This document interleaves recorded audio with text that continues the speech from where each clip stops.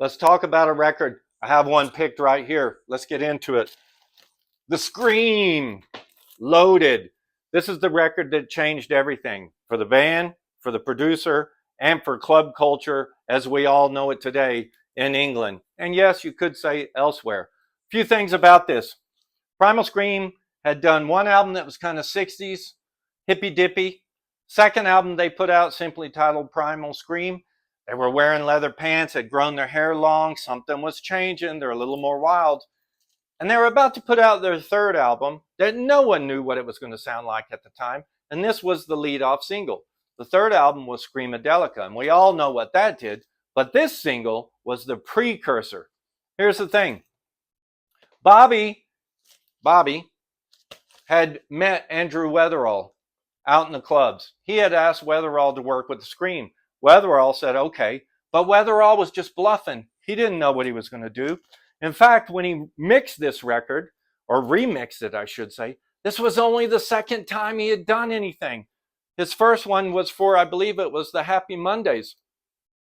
And then he got a job doing this. So, the story on that, Andrew Weatherall said himself, I didn't know what I was doing. It was a total accident.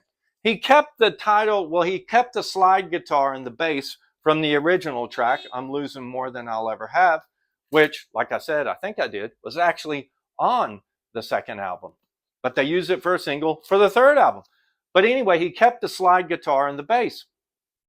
He added a little sample of Edie Brickell. What I Am is What I Took a little bit of that song, threw it in there. Took a little bit of an old soul song by The Emotions, threw that in there. And that actually makes that little earbug, which we all remember from the song, that I don't want to lose your love. That's a sample of The Emotions. And of course, the famous Peter Fonda snippet that he threw in. Mixed it all up, gave it back to the Scream. Boom, there you have it. Changed everything. Changed dance music, changed rock music. Definitely set the Scream up to sitting real nice by the time Screamadelica came out.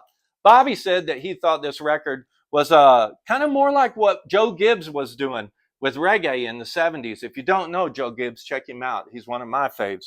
But he also had said he thought this record would blow some minds, that someone would hear it on a dance floor, go home and buy it, come home, and when they flipped it over, be blown away by what's on the B-side, which was a cover of MC Vive's Ramblin' Rose.